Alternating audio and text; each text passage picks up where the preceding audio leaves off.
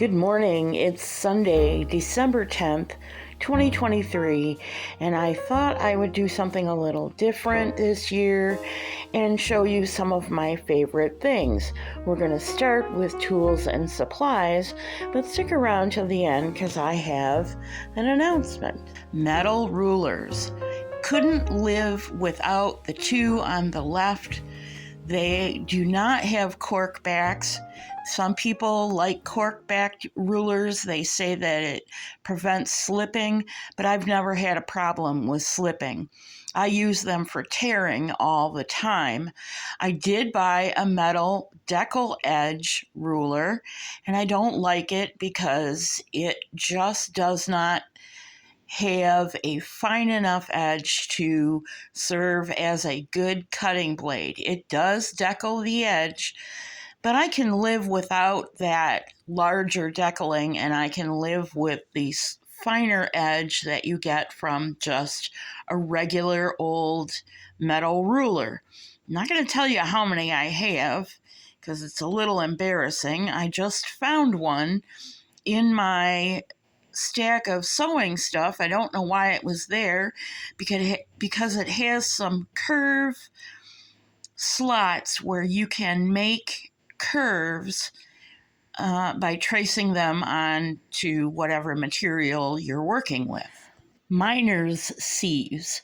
This collar comes with 4 different grades of fine mesh, and they're made for prospecting and mining, but I found them to be invaluable for sifting substrate for the aquarium. Also, they were great for pouring my paper pulp through to catch the pulp on the screen and let the water run out so I could dry out any extra paper pulp. Great tool. My mold and decal. Now, this is not the best quality and it only lasted a few months, but it was the right size for me to learn how to pull up paper pulp to make handmade paper.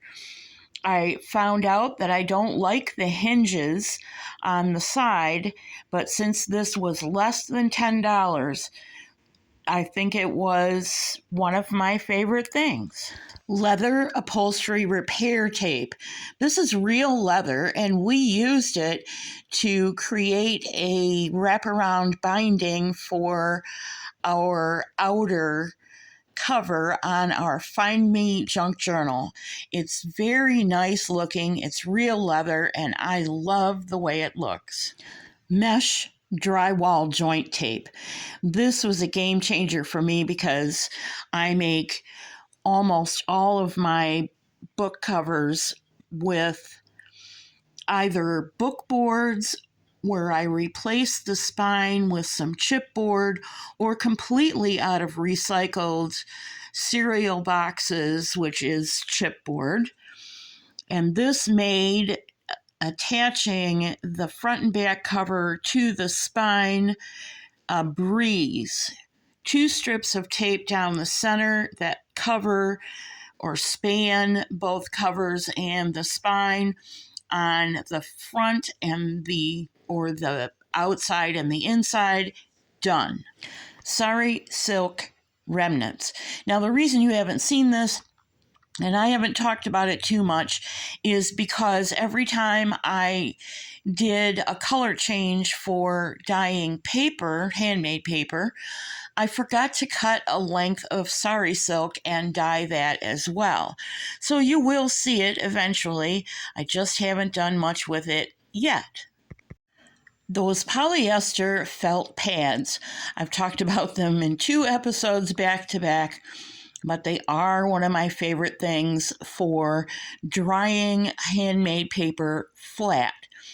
I can stack up quite a few sheets of paper on their couching cloths and then put it on these pads, and the air travels through them and speeds up the drying process a little bit. I've shown you 7 tools and materials, and here's a bonus. Number 8 is the 5-in-1 bookmaker's tool. Now, I'm calling it a bookmaker's tool, but it goes under a couple of different names. And what it does is make sure that your corners are square. It will round the corners. It will space your spine from your front and back cover evenly, and it also will cut your corners so that they are square. I have not purchased this one. It was supposed to be part of the December series, but I will be reviewing it probably in January after I get a chance to work with it because I haven't purchased it yet. This one can be found on Amazon, but there are also versions on Temu. They are not stainless steel, the ones on Temu. This one is. We've done a lot of paper projects this year, and as you might imagine, handmade paper is at the top of the list because we spent half the summer and half the fall making paper. But by far, the project I am most proud of and is my favorite project is the Find Me Junk Journal. This was a project that was inspired by the booklet on missingkids.org titled When Your Child is Missing. We did not reproduce the whole booklet from that organization. We only used the prompt checklists to create pages for this junk journal that allowed you to put all your child's vital information in one place, including their photos and all the contact information for law enforcement and support organizations should your child or your grandchild ever go missing. It's also adaptable to people who are taking care of their elderly parents who may have some dementia or Alzheimer's issues and might be prone to wandering.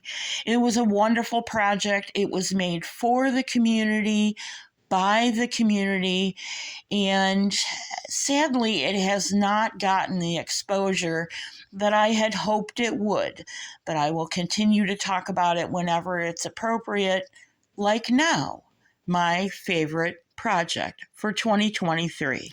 And an honorable mention for 2023 is the revival of the DIY crate storage system. We started out a couple of years ago with a desktop unit with trays inserted into a standard size crate to accommodate our crafting supplies, and ended up just recently doing another version of that as floor units. And while it doesn't strictly conform to the papercraft title, the units were created to extend in part our DIY tools and materials storage. I'd be interested to know which one of these was your favorite project. That's it for this episode of My Favorite Things for 2023, the Papercraft edition, and I will have some more favorite things very soon. Thanks for joining me. God bless you. See you real soon. Oh, you stuck around for the announcement. Well, thank you for doing that.